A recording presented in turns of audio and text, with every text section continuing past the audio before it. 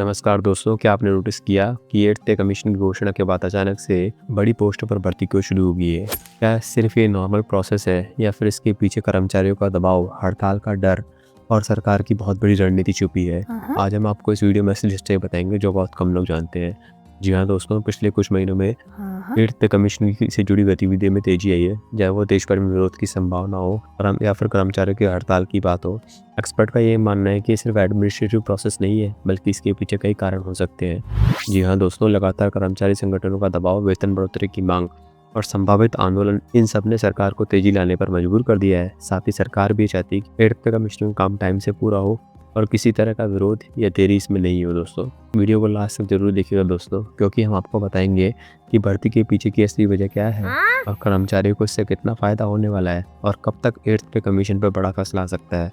पूरी सच्चाई जानकर दोस्तों आप भी चौंक जाएंगे। जी हाँ दोस्तों, जैसा कि आप मेरी स्क्रीन पर देख भी पा रहे हैं कि 8th पे कमीशन में काफ़ी ज़्यादा तेजी आई है। उसके पीछे काफ़ी कुछ कारण है, चाहे वो यूनियन की वेतन बढ़ोतरी की मांग को लेकर हड़ताल हो, फिटमेंट फैक्टर पर बढ़ती मांग हो। जैसा कि आप जानते हैं कि 3.0 के फिटमेंट फैक्टर की डिमांड की गई है जेसीएम के द्वारा। अपने सेक्रेटरी को लेटर भी लिखा गया है जिसमें 3.0 के फिटमेंट फैक्टर की बात की गई है। वेल पेंशन सुधारों के बारे में बात की गई है। तो दोस्तों, इन्हीं सभी के मद्देनजर, इन्हीं सभी बातों को ध्यान में रखते हुए पे कमीशन के लिए गवर्नमेंट ऑफ इंडिया ने, जैसा कि आप देख पा रहे हैं, लेटेस्ट नोटिफिकेशन है ये, इन्होंने वैकेंसी सर्कुलर निकाला है। इसमें filling of post and 8th पे कमीशन ऑन डेप्यूटेशन बेसिस। जी हाँ, डेप्यूटेशन बेस पे 8th पे कमीशन में पोस्ट को फिल करने की यहाँ पे बात की गई है। यहाँ पे उन्होंने एडवर्टाइजमेंट नंबर भी जारी किया है, डेटेड दिस, और इस सर्कुलर भी जारी किया है। ठीक है दोस्तों, These posts are to be started from the date of appointment in the commission deputation basis till the tenure of commission. जब तक कमीशन रहेगा तब तक ये पोस्ट डेपुटेशन बेस से भरी जा रही है। जी हाँ दोस्तों, application are already applied, you don't need to apply again and will be accessed based on eligibility criteria in the indicated sector। जी हाँ दोस्तों, जिन्होंने ऑलरेडी अप्लाई कर दिया है दोस्तों, इस पोस्ट की को फिर से अप्लाई करने की जरूरत नहीं है। और आपको जो है अप्लाई करने के लिए सिर्फ एक मेल भेजना है इस पर्टिकुलर आईडी पर with A copy of this ID. इस पर्टिकुलर ईमेल आईडी पे मेल भेजना है बाय 9th of March तक, जिसको भी अगर इस पोस्ट के लिए अप्लाई करना है तो। Therefore, the duly filled verification may be shared at the earliest. Meanwhile, eligible officers may send advance copy to 8th पे commission to the above mail।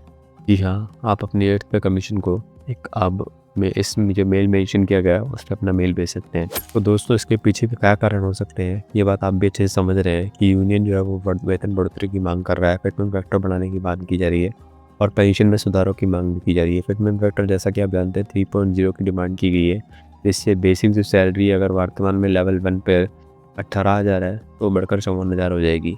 जी हाँ, इतनी डिमांड की गई है। अब गवर्नमेंट भी इतनी मांगों को मानती है नहीं, वो एक अलग मैटर है। वर्तमान में एम्प्लॉय की तरफ से डिमांड की गई है। इसके अलावा दोस्तों, अभी ये जानना भी जरूरी है कि अभी क्या चल रहा है वर्तमान में। तो सरकार ने डायरेक्टर, पीएसओ, एंड सेक्रेटरी पदों पर भर्ती शुरू कर दी है। जी हाँ दोस्तों, जैसा कि आप मेरी स्क्रीन पे देख ही पा रहे हैं कि eligibility condition for the post of PS, PPS और पीएसओ जो है उसके लिए 8th पे कमीशन में ये पोस्ट निकाली गई है। पीएसओ की, सीनियर पीपीएस की, एपीएस की पोस्ट उसमें निकाली गई है। और जो पोस्ट है वो फॉर पीएसओ के लिए general central services group A और बी की स्टेट मिनिस्ट्रियल लेवल की पोस्ट है। पीएसओ का जो लेवल है दोस्तों, लेवल 30 है। सीनियर पीएस का लेवल 12 है, पीपीएस का लेवल 10 है, पीपीएस का लेवल 11 है और पीएस का लेवल 8 और 10 के बीच में। जी हाँ दोस्तों, पे मैट्रिक्स यहाँ पे लिखा गया है, 7th और 8th नहीं लिखा गया है। आप भी इस बात को समझ रहे हैं क्योंकि 1 जनवरी के बाद ये नोटिफिकेशन जारी किया है, तो ये ऑफिशियली 7th पे कमीशन लिखना भी सही नहीं समझा जा सकता।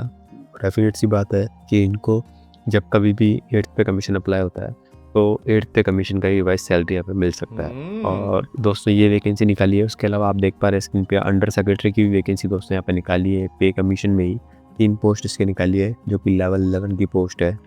उसके अलावा दोस्तों, एक और महत्वपूर्ण पोस्ट निकाली है जो कि डायरेक्टर और डेप्यूटी सेक्रेटरी है, उनकी 2 पोस्ट निकाली है। डायरेक्टर लेवल 13 का पे मैट्रिक्स होगा और डेप्यूटी डायरेक्टर का लेवल 12 का पे मैट्रिक्स होने वाला है। दोस्तों, सेंट्रल सर्विसेज ग्रुप ए की गजिस्ट्रेड लेवल की पोस्ट यहाँ पे निकाली है। तो दोस्तों, जैसा कि आप जानते हैं इनके पीछे क्या कारण हो सकते हैं ये भी मैं आपको बताऊंगा इस वीडियो में, और क्या इसका सैलरी पर क्या प्रभाव पड़ेगा ये भी आप इस वीडियो में अच्छे से समझ पाएंगे।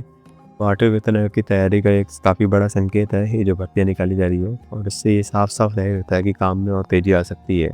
हो सकता है कि आने वाले कुछ टाइम में जल्दी से फिटमेंट फैक्टर पे भी अपडेट गवर्नमेंट की तरफ से आ जाए।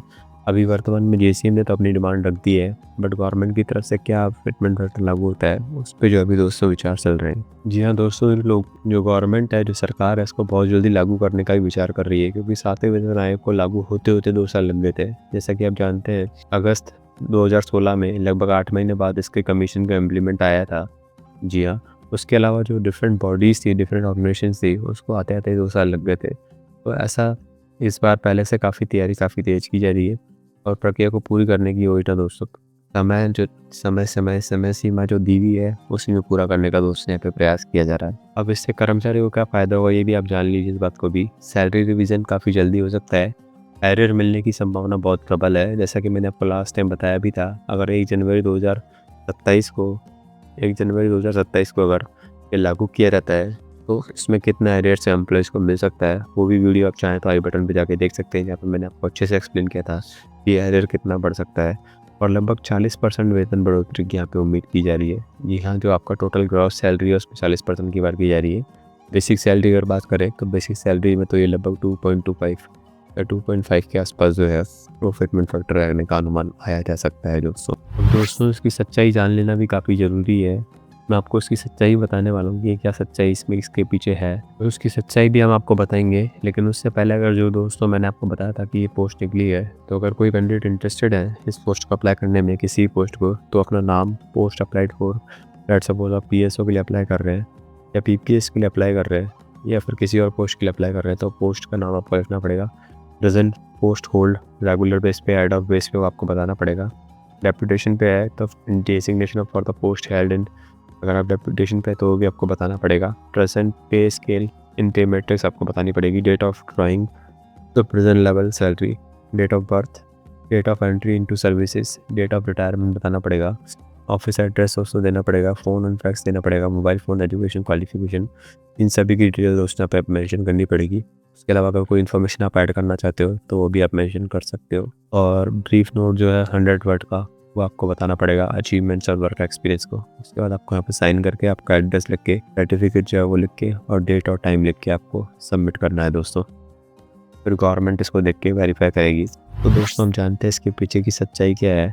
जी हाँ, भर्ती जो कराई जा रही गवर्नमेंट ने जो भर्तियाँ कराई है उसका मतलब साफ है कि तैयारी है जो है दोस्तों काफ़ी पूरी हो चुकी है।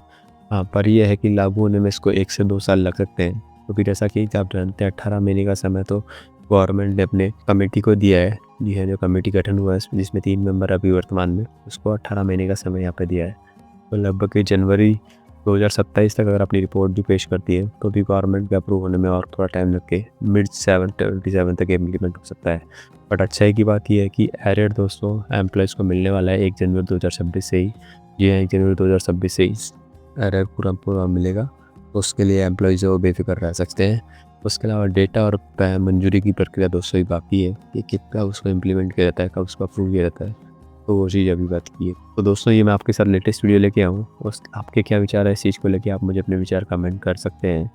और अगर आप चैनल पर नए हैं और अगर अभी तक सब्सक्राइब नहीं किया है तो चैनल को भी सब्सक्राइब कर लीजिएगा दोस्तों। Thank you so much for watching the video and have a good day.